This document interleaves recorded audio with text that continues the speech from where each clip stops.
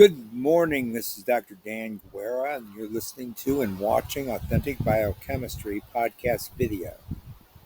This is the 16th day of June 2022, and this is going to be Membrane and Lipid Biochemistry lecture number 3 with some incorporation of a few papers that will illustrate our discussion.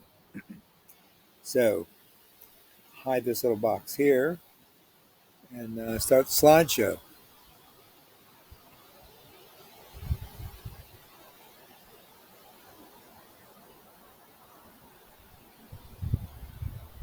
So we know that membranes and components of those membranes are dynamic structures. That means that they're constantly turning over. And what is inside a membrane, a biological membrane? Well, of course, lipids make up the macromolecular superstructure, giving it, for example, a bilayer secondary structure.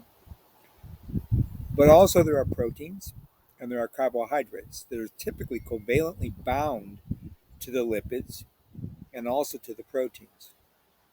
Besides that, you have a involvement of nucleic acids and any host of organic compounds and, of course, ions. These can be organic ions, such as intermediates in metabolism, but they can also be inorganic ions like potassium, chloride, sodium, calcium, and, of course, nutrients like glucose and either esterified or non-esterified fatty acids.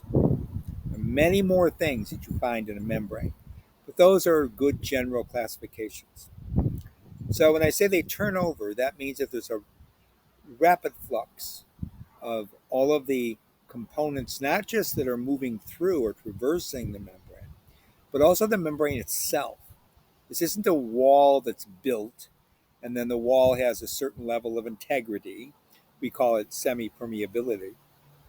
And then that wall just is stationary. This is a wall that's constantly changing. So all the molecular structure of it is turning over as well. Now, we've talked about why that occurs many times in past lectures.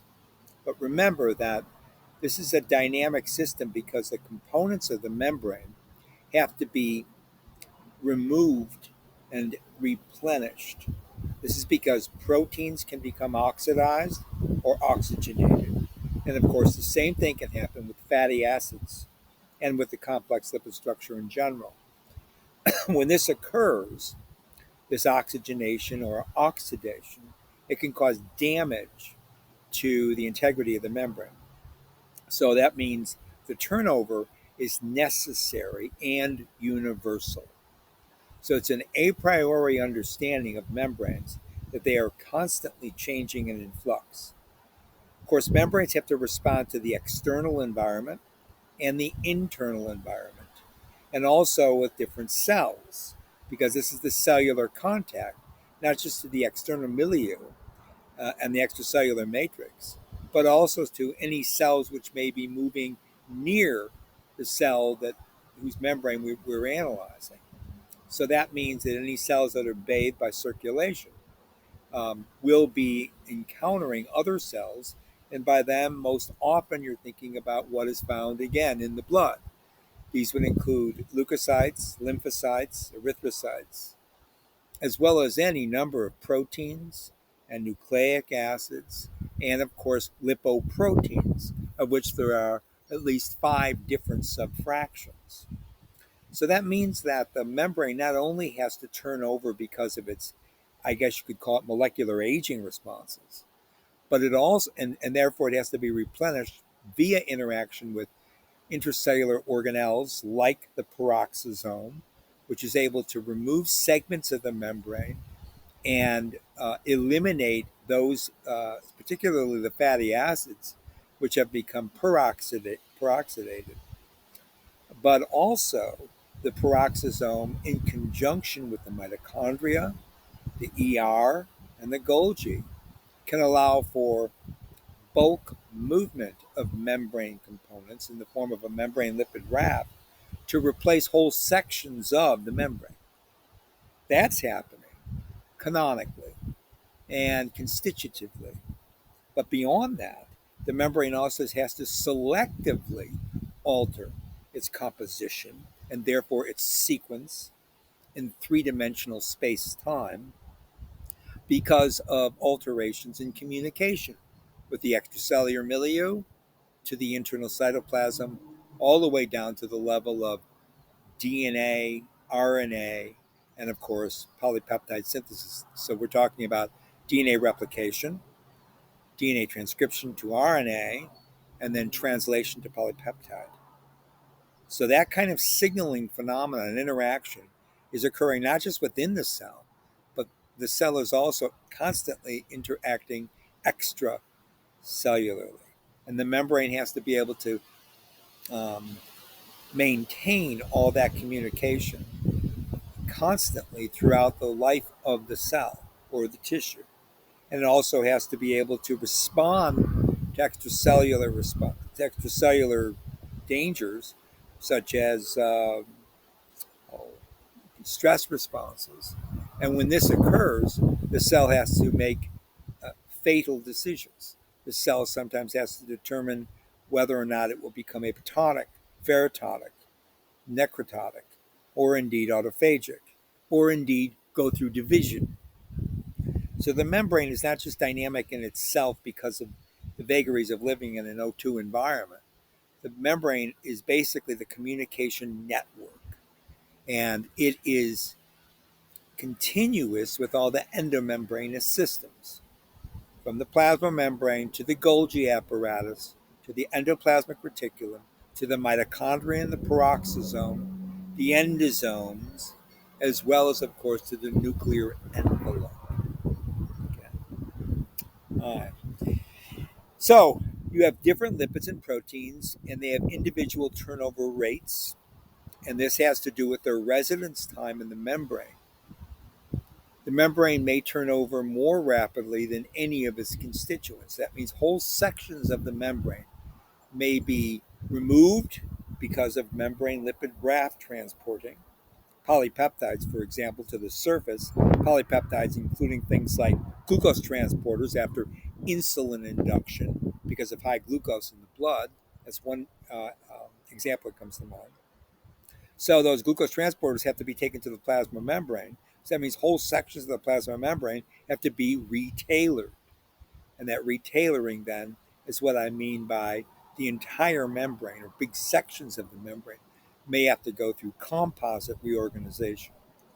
And this has to do with de novo protein synthesis, de novo fatty acid synthesis, de novo complex lipid synthesis, and then the bioenergetics that is necessary to be involved in those processes. Okay. So another major thing that we talk about with membranes is that they are asymmetric. That means that the outer leaflet is distinct from the inner leaflet.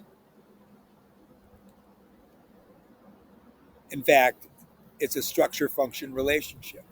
The external leaflet has to deal with the extracellular milieu and the extracellular matrix in general, those glycoproteins, for example, and what's ever in circulation. But it also has to deal with communication internally to the cytoplasm. The inner leaflet has to work more with what's going on inside of the cytoplasm, as well as all of those organellar structures like the Golgi apparatus, constantly communicating a network of lipid modification, retailoring, and along with that, polypeptide insertion and removal, to name just a few. So you have irregular distribution then of proteins within the membrane because you have this asymmetry.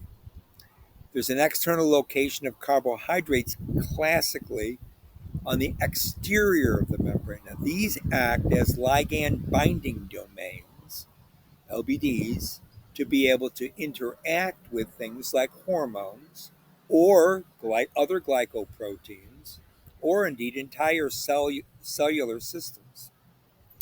So carbohydrates tend to be the sensing molecular arm of the outer part of the outer leaflet of the membrane, of the plasma membrane. Not only do you have carbohydrates, you also have complex lipids on the surface of the membrane, which also act as ligand binding domains. But you also get regional asymmetries within the membrane. Remember, I told you many times that we know about the macromolecular structure of polypeptides, these 20 odd amino acids that make up polypeptide of any given protein, according to a specific sequence laid down by DNA and RNA after transcription translation. And we know a lot about, of course, the sequence of the DNA. Only four, actually five nucleotides if you count RNA. Five total nucleotides are involved in all that sequential information. But we do know the macromolecular structure because it is a regular structure. That's a macromolecule that can be isolated and sequenced. Remember, I told you many times over these lectures and many times in the lecture hall, ever since I was a professor of biochemistry, that we don't have a sequence of a membrane. We don't have the technology to get a real serious sequence. Yet the membrane is a macromolecular structure. By example, all these different interactions I'm just explaining to you, the reinsertion of proteins and carbohydrates in different lipid molecular species, as an example. So, because we don't know the membrane sequence, we can't really talk about it. And that would essentially be its primary structure, because composition doesn't count. Composition, just taking a membrane, isolating it, running it through a lipid extraction technique, and then saying, well, these are the fatty acids, these are the complex lipids found, these are the carbohydrates associated with it. That's all well and good. And we can determine that by chromatography, particularly also when it's connected to mass spectroscopy. But if we really want to understand the membrane, we want to understand its dynamics. And the dynamics is where all the action is, and that's involved in the sequence. And yes, you can say that a membrane has a sequence. If you isolate segments of a membrane, you're going to have specific characterizations of proteins, like shown here in this little diagram here.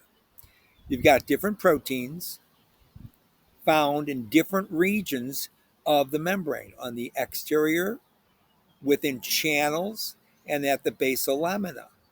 Right? This is just showing you very simple tight junctions that are found in some membranous systems, for example, in neural trafficking, and showing you just, naming protein A or protein B, whatever these happen to be. You can have internal plasma membrane proteins, basal plasma membrane, apical, they're called, on the surface. But understand that there are any number of thousands of different molecular structures that are found there. Right? And what those do is impart the function of the membrane. So you have the villus border of mucosal cells, which deals directly with the external environment, right? And then you have gap junctions, tight junctions, and synapses. And synapses, for example, they equilibrate with cell-cell interactions, sometimes with endosomal trafficking, sometimes without. For example, I'm thinking about neuronal transmission. And then those synapses can pull away. Right? So the synapse itself, or if you talk about an immune synapse between a T cell and a B cell, T cell and a neutrophil, T cell and a macrophage, T cell and a dendritic cell.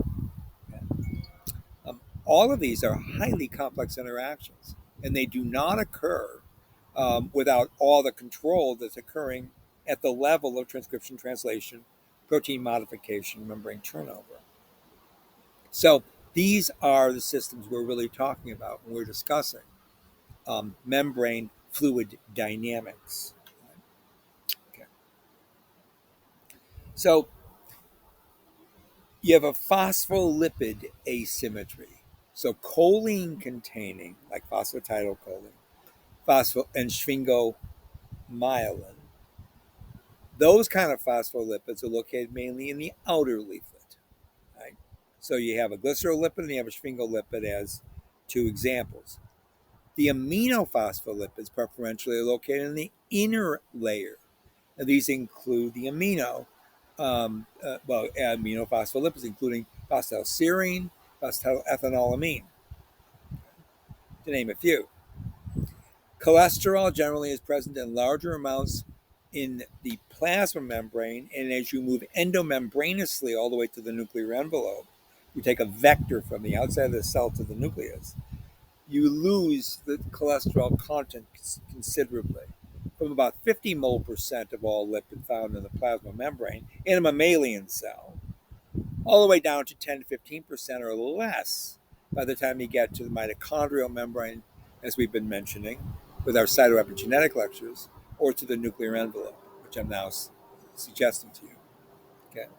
So there's a lot of asymmetry just in the kinds of lipids you find there canonically, without any of the dynamics I just described to you.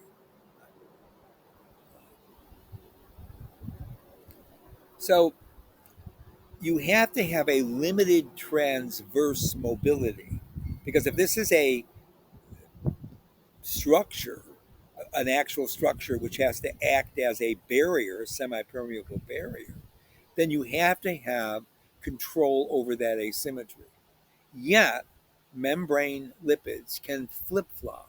That means they can migrate from one surface of one leaflet to the surface of another leaflet. And this can be conducted via various complex mechanisms. Here it's showing you how phosphatidylcholine can move around different proteins, right? You can say that the phosphatidylcholine is basically like a bound ion exchange, okay, or some other kind of chromatographic separation of proteins, so that you can migrate proteins from the internal part of the cell, from the inner leaflet to the outer leaflet, by binding to various concentrations of phosphatidylcholine. So you understand that kind of dynamic, right? So you have this asymmetric lipid bilayer in the ER. You have lipid synthesis that occurs in the ER, in the mitochondria and the peroxisome, and even in the Golgi to some extent, particularly the glycolipids. And then you have to be able to coordinate the movement of those lipids all the way to the plasma membrane.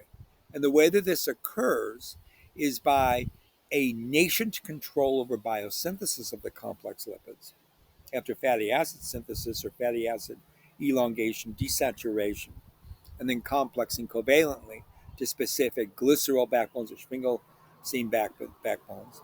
But you also have to have that entire group of individual molecular species moving in a concerted fashion from the site of biosynthesis to the site of deposition.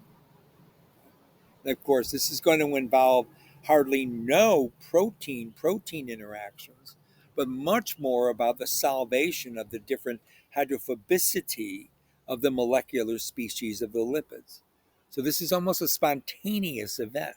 And we know this because we've isolated lipids and we've looked at the spontaneity of their organization into such things as micelles, bilayers, X2 phases, for example, both the inverted and the non-inverted forms. So along the way, there's protein sorting. But it's not the proteins which are mobilizing the lipids. The lipids are rafting the proteins. So this is a biophysical phenomenon. Now, is it ultimately biochemical? Of course, these are all biochemicals. And of course, they all have an origin in biosynthesis and residence time and then degradation turnover. But what I'm saying is that once you synthesize the lipids, you don't necessarily, in fact, you don't need nascent protein synthesis. You don't need changes in gene expression to be able to organize the membrane, modify the membrane, and restabilize it. This has to do with the various kinds of chemistries that impart a certain kind of physics associated with the bulk transport and individual transport of membrane lipid components. Okay, you do have proteins. We talked about flipases. These are proteins that can move lipids around as well as be moved around by titration, as I just mentioned, by the lipids. And you also have exchange proteins. But I've talked to colleagues that I had over the decades who work specifically on these processes, for example, the phospholipid exchange proteins. And they've come to the conclusion that there isn't enough activity or bioenergetics, which really is available for making membranes synthesized, sequestered, stabilized, and then turned over. That is, it can't be a protein dependent process. It is a lipid dependent process, and many of the proteins are carried along for the ride, even though you do have exchange proteins. We know this because if you isolate membranes in various kinds of aqueous and non aqueous milieus, you can get an aggregation, separation, and sequestration of membrane lipids, which very much look like what you see in the cell. That means you don't need the proteins to carry out all that mobilization, which was difficult for the protein chemists to believe when this was first being studied. And as I said, I've known lipid biochemists over the decades who this is their career, who're studying things like phospholipid transfer proteins. And they almost to a man and woman told me that there isn't sufficient amount of activity or specificity or expression of these transfer proteins to accommodate all the membrane dynamics and kinetics that must occur. So that's the take home message here, and I want you to understand that. That's why we don't know as much about lipids, because a lot of it is opaque or occult to us when we try to analyze it in the laboratory, because we can't segregate out changes in gene expression, therefore turn on the system in a specific way and let proteins be synthesized and then carry out their mechanism and function, and then look at the changes in membrane organization, because it's not the proteins that are involved, it's the lipids. And as I said, without a really concrete understanding, concrete in big scare quotes, of course, because there's nothing concrete about a membrane, it's fluidly dynamic from the beginning to the end of its situation in a living system. Um, but even if you want to look at some kind of concrete structure, say this is a given structure that we know, even the dynamics of it, very, very difficult to know the sequence of it. Right? Which lipids are next to another lipid in real time, real space. And space time is really important in living systems, as you might guess. All right. So you have integral membrane proteins. These are ones which are found usually with a lot of buried helices, and these helices are found in the intramembranous system within the lipid bilayer. So the integral membrane proteins were very, very difficult to study. Again, I've worked with people that was their life work when I was doing mostly biochemistry. There's metabolic biosynthesis of lipids. Their work was to determine how membrane proteins are put into the membranes, and then isolating those membrane proteins and determine what their function is. That's really hard work, because when you isolate a membrane protein, you have to disaggregate the membrane. And often the membrane protein is only functional when it's in the membrane, because it requires that hydrophobic milieu to be an active polypeptide. And a lot of that has to do with the stabilization of the proteins, primary, secondary, and tertiary structures, and of course the um, electrostatic dynamics of the polypeptide. Once you isolate it away from the membrane, it no longer can have its function because the structure's been lost. You see, so it's very difficult to study those. I've known people that have studied one or two proteins for 10 years to try to understand what the function of the protein is in the cell, to find out the protein has multiple functions, which is no surprise to biochemists, right? But you have globular amphipathic proteins. That means that they can associate both with hydrophilic and hydrophobic regions. That's what amphipathic means. We talked about that already. But these polypeptides do have a great deal of helices wound within that intramembranous system. And the orientation is determined during the insertion into the bilayer, which means lipid trafficking plays a major role in that orientation of that protein. What kind of proteins are we talking about? Very, very classy proteins. How about receptors? How about G protein coupled receptors? How about hormone receptors like estrogen, testosterone, or insulin or glucagon? All of those kinds of integral membrane proteins, those receptors, which are so important for cellular communication, therefore the living system, um, require a specific insertional mechanism. And that mechanism is not dependent on the protein. It's dependent on the protein interacting with the annular lipid that it's associated with, that's for sure. But because the lipid is migrating that protein from its de novo synthesis, and by that I mean its translation, for example, in the ER, and then glycosylation, prenylation, acylation, various other kinds of covalent and non-covalent modifications of polypeptides that make it so that they will insert into the membrane and maintain that secondary structure, such as a tight alpha helical pattern. So you get anywhere from 4 to 6 to 8 different helical spanning regions to be able to insert just correctly into the membrane, so that protein now can respond as a coherent receptor. Okay. So can't emphasize that enough. You also have peripheral proteins. These are ones that have to interact far more with the extracellular milieu. Those tend to interact less with phospholipids, sphingolipids, and glycerolipids, of course. And they're easier to isolate. You don't need really harsh detergents to get them out of the membrane because they're on the surface. So they're weakly bound typically to the hydrophilic regions of other proteins that are indeed integral proteins. So you have protein-protein interactions, lipid-protein interactions, lipid-lipid interactions. Right?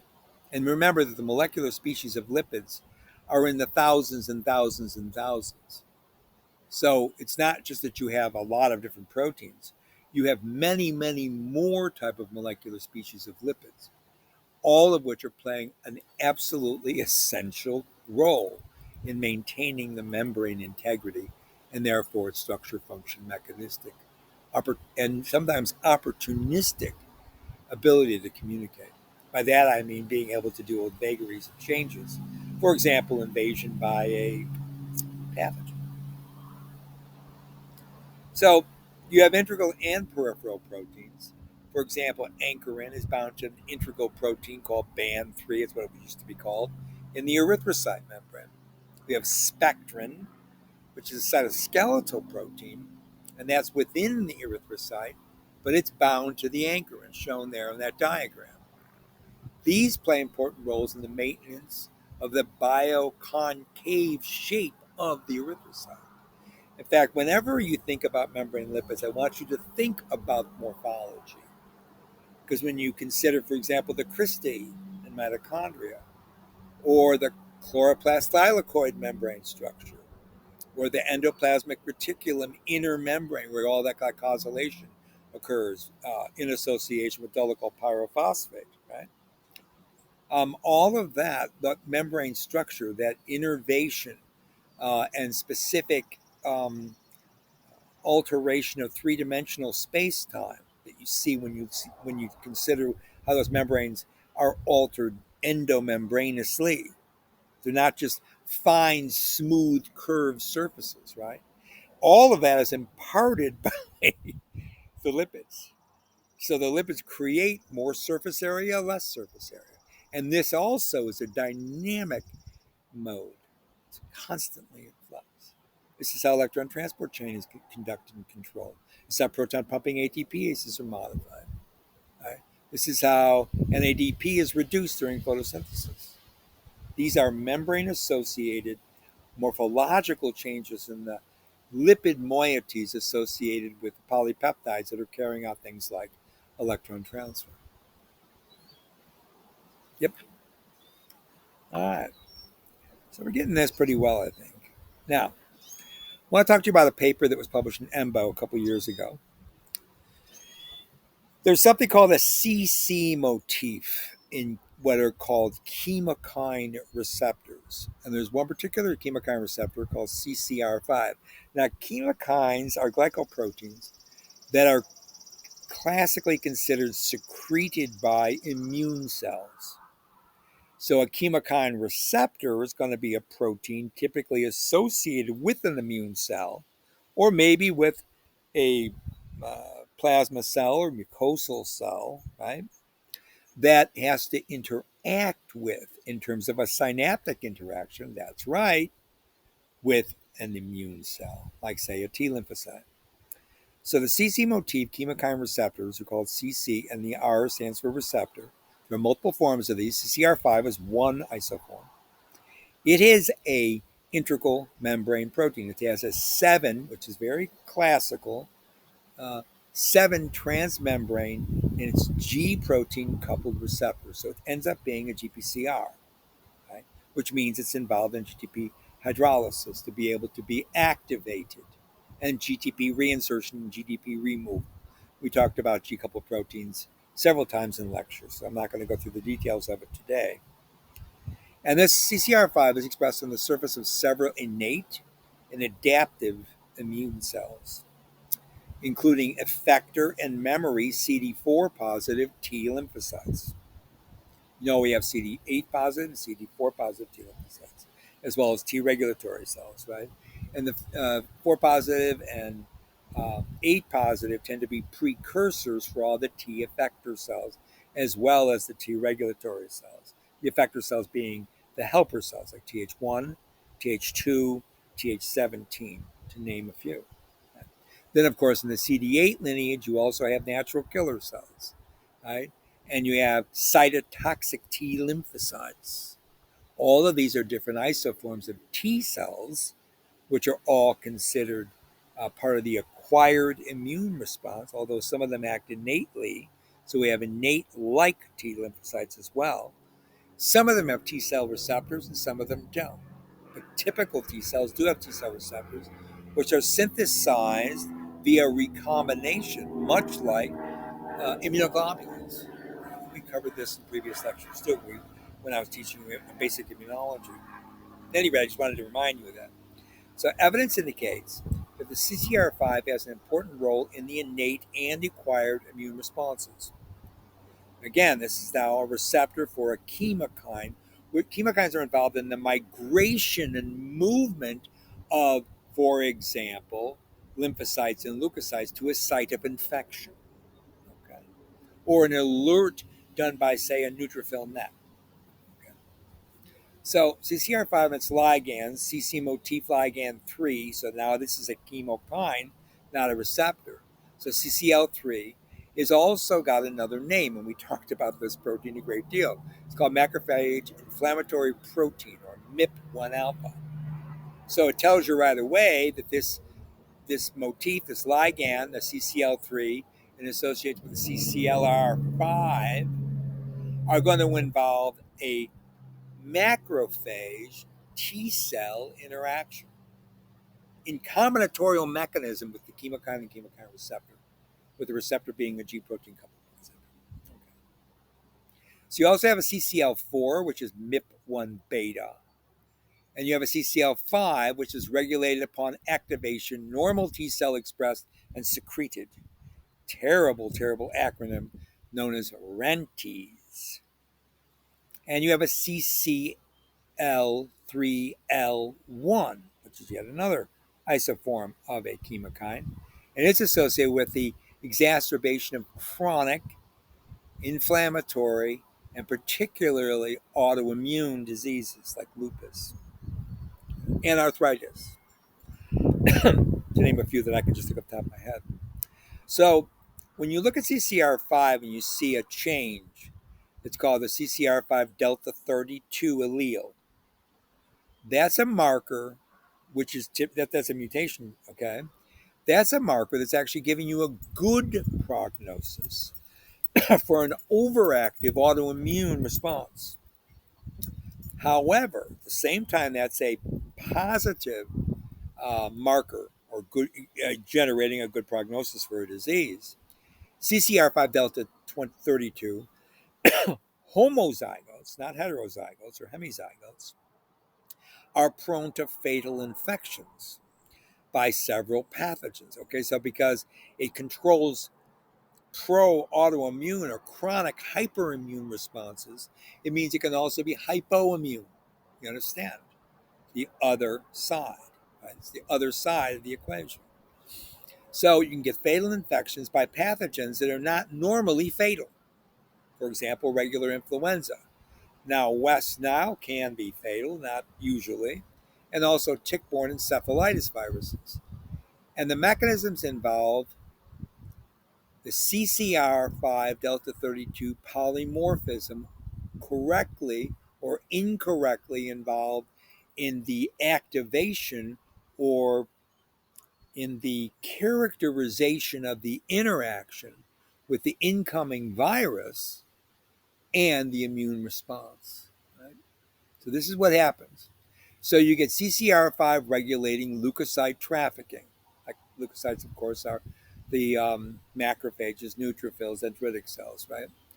For example, CCR5 deficiency reduces recruitment of influenza-specific memory CD8 positive actual T cells. So you're recruiting the CD8 population, right? And and therefore what occurs is acceleration of macrophage accumulation in lung airways during a viral re-challenge once already you've made antibodies to that virus. That can cause acute severe pneumonitis, which is actually a fatal flu complication. Okay, you see how deep this goes. I'm sure you do because you're listening to Authentic Biochemistry, and you go pretty deep, right? Well, let's move this box. All right. So CCR5 nonetheless has migration independent functions. So I'm just telling you there about migrating around, moving around macrophages, right? And how macrophages can accumulate when you have a deficiency in CCR5 as the receptor for those chemokines I just mentioned. The MIP1 alpha, the MIP1 beta, you get it, right? Okay. But you have an independent mechanism that doesn't involve migration, and they still maximize these functions, maximize T cell activation by affecting immunological synapses, as well as T cell transcription programs associated with cytokine biosynthesis, which itself is a glycoprotein synthesized via the Golgi apparatus and then secreted through the plasma membrane. So CCR5, the receptor, and its ligands are also critical for cell-mediated immunity to tumors and pathogens. We cell-mediated. What cells are you talking about? T cells. Cells only interact really by interacting with other cells, T cells. T cells interact by interacting directly with other cells. But they do also traffic cytokines and chemokines, don't get me wrong. I have to put that caveat. I'm sorry for people who are immunologists, but I have to put that caveat in for those who don't know that. CCR5 involvement in CD4 positive T cell promotion of memory CD8 positives means after the initial infection, T cell generation occurs through a migration dependent process. And it's been reported, but the mechanism itself isn't really understood. This paper is trying to unravel that interaction. They claim that one possible mechanism is the elevated sensitivity of effector and memory. That would mean they've already experienced the antigen once, CD4 positive and CD8 positive T cells, T lymphocytes, to their cognate antigen compared to naive cells. Obviously, right? Because they're no longer naive. Now, this sensitivity gradient goes from memory, far greater than effector, which is only slightly greater than naive. Memory cells are going to be very sensitive to the antigen, obviously, where the naive cells, not really at all. That's going to be occurring in CD8 positive T cells, and it's linked to an increased valency of preformed T cell antigen receptor oligomers. So T cell receptors are on the T cell membrane, plasma membrane surface. They are generated via recombination so that you can get 10 to the 26, 10 to the 28 different forms of these T cell receptors. So they can deal with any possible recombinations of polypeptides. It could be on the surface of potentiating pathogens, even ones that go through mutations, which, for example, have no RNA polymerase proofreading, right? With the RNA polymerase proofreading, those type of Viruses, for example, do not generate that many mutations. Interesting. All right, now, sensitivity gradient, as I just said, is that in CD8 positive cells, and it's linked to increased valency of preformed T cell antigen receptor oligomers at the cell surface.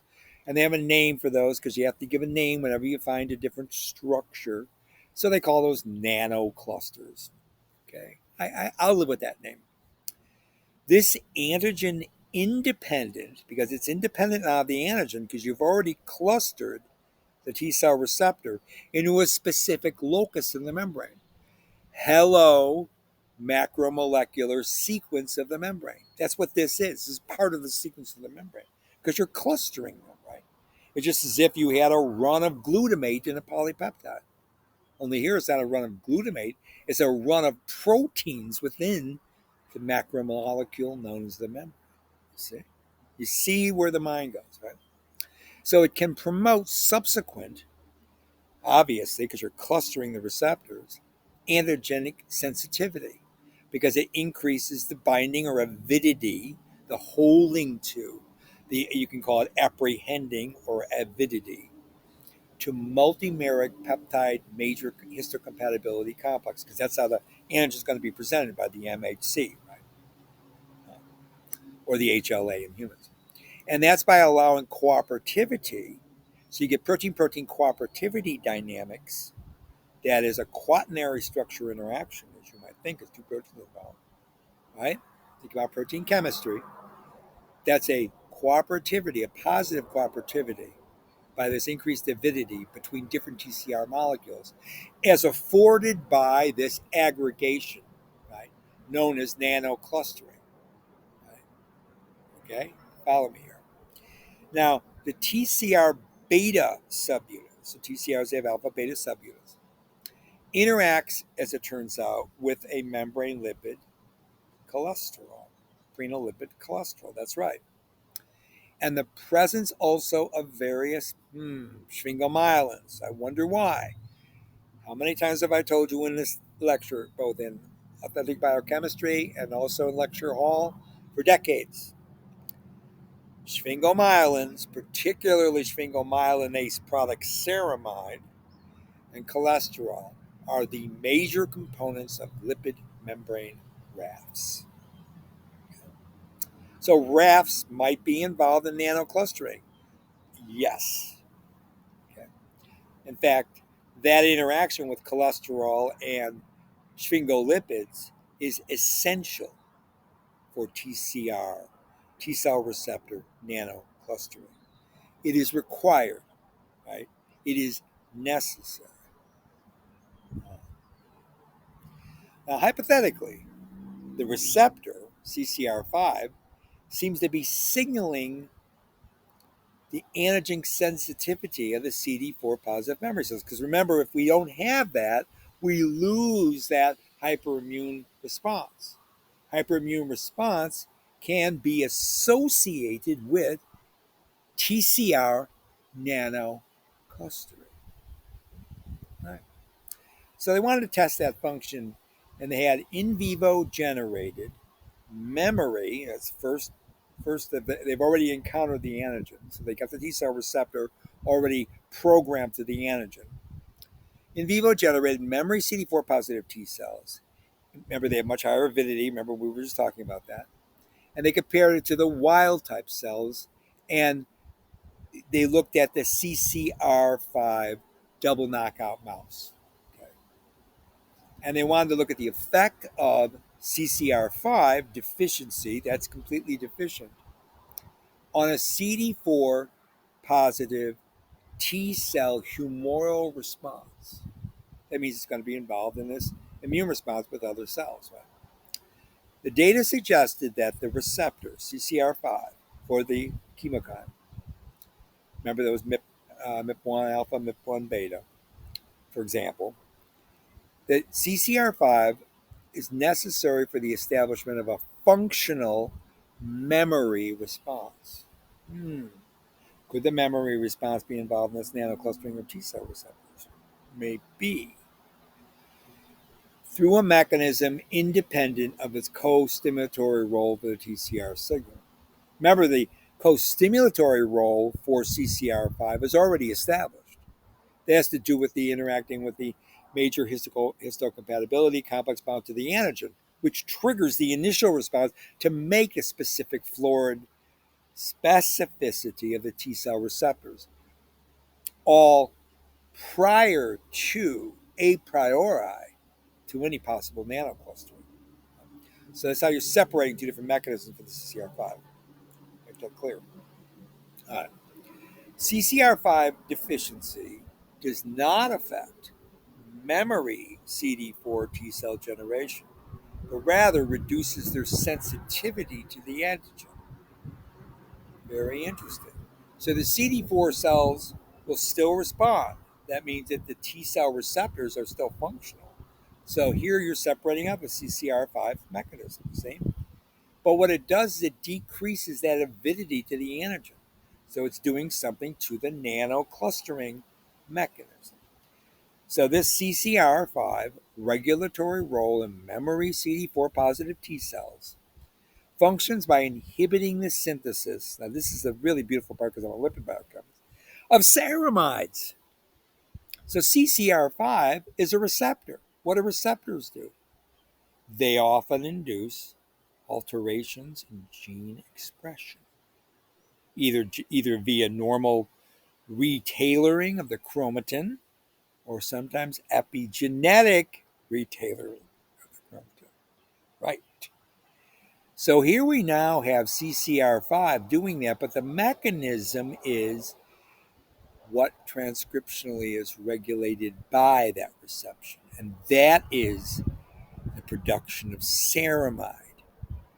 So here we identify negative membrane regulators of TCR nanoscopic organization, having to do with the membrane lipid raft topodynamical movement of the TCR receptors to become the nanocluster. So that means CCR5 is controlling ceramide synthase so that you have sufficient amount of ceramide production to make a membrane lipid raft in conjunction with cholesterol. I mean, we need cholesterol for this CCR5 to be targeted to the membrane. So you have a cholesterol sphingolipid lipid membrane lipid raft necessary to be able to carry out the clustering, the nanoclustering of the TCR receptors that have already been programmed for a specific antigen. That's why I pulled this paper out.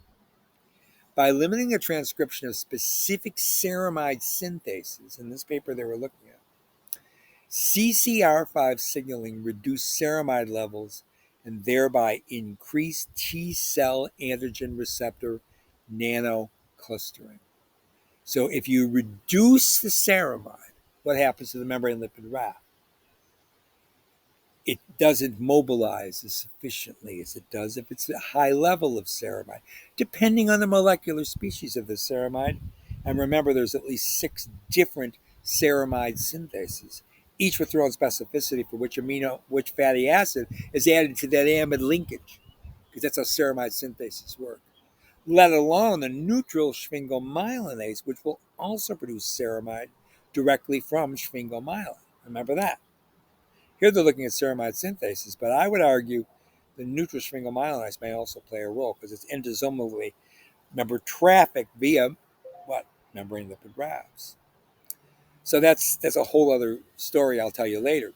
Indeed, CCR5 deficient mice showed reduced production of high affinity class switched antibodies, because that's what the TCR receptor is doing, because it's interacting with B cells, but only after antigen re-challenge. That means when you give it, again, these cells have already been programmed to recognize the antigen via the MHC.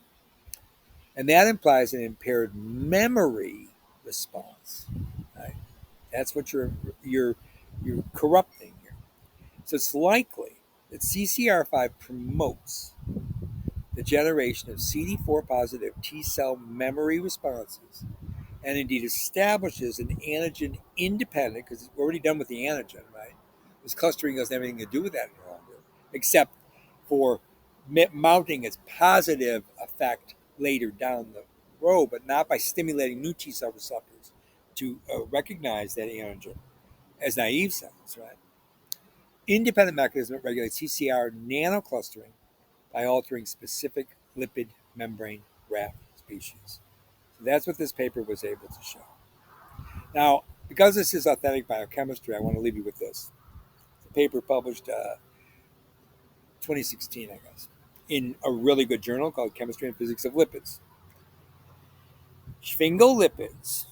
This is going to give you a little bit of an idea of the mechanism. Sphingolipids with their polar head groups allows establishment of complex network of hydrogen bonding through different hydroxyl groups. Remember all the OH groups, all the alcohol groups, and the NH groups, remember the amide linkages, with other lipids within the bilayer. Now we're going back to lipid-lipid interactions in the bilayer, where all this is occurring in the T cell, CD4 positive T cell, for example, doing the nanocluster.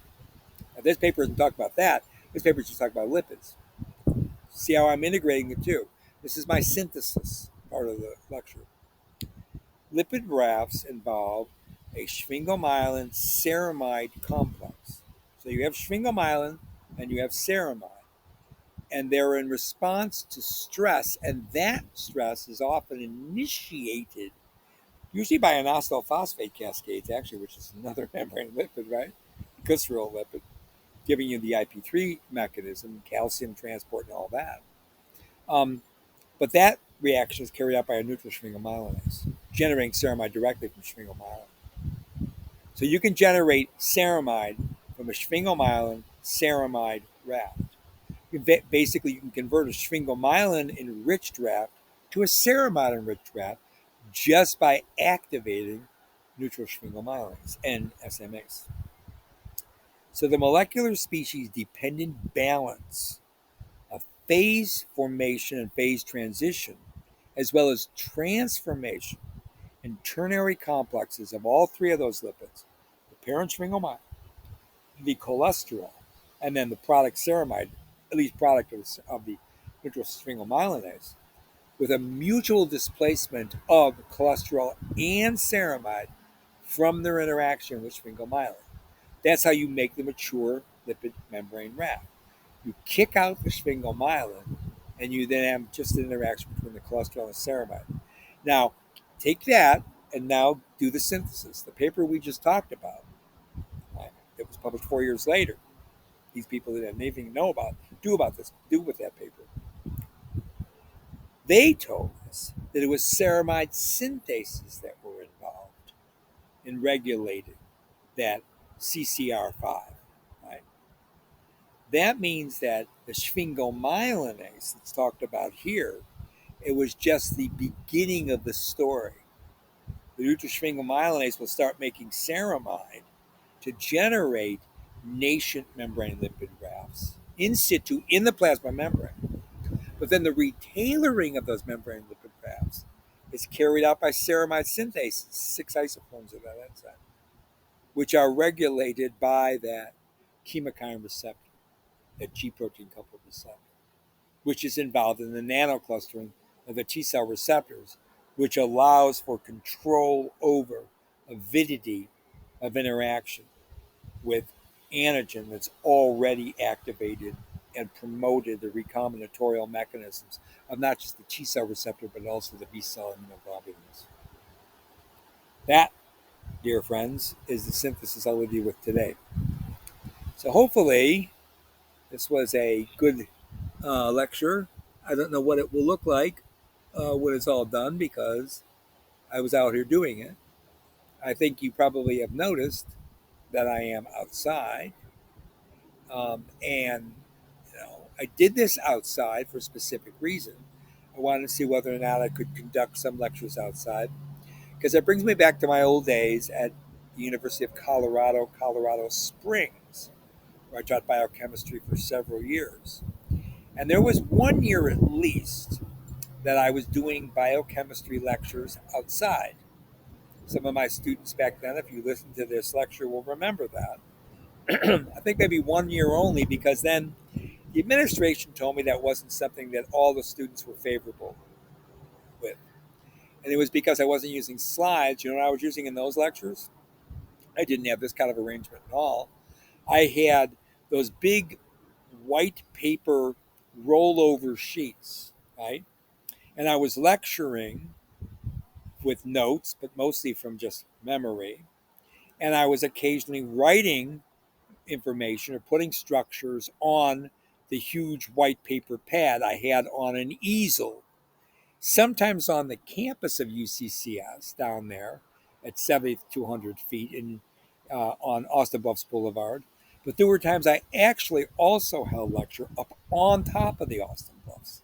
I think that's what's got me in trouble with the administrators and why they wouldn't let me do anymore, because some of the students did not want to climb up those Austin Bluffs. Tisk tisk. At any rate, we're not on the Austin Bluffs, we're in the Intermountain Pacific Northwest. And down there is actually the Clearwater River. Around me then is Clearwater Canyon. And I'm just going to end this by saying I hope that this lecture works out okay. And the sound was all right. And the video was decent. And I'm going to say my typical sign off for now. It's Dr. Dan Guerra from Authentic Biochemistry Studios saying bye for now. On this, the 16th of June 2020.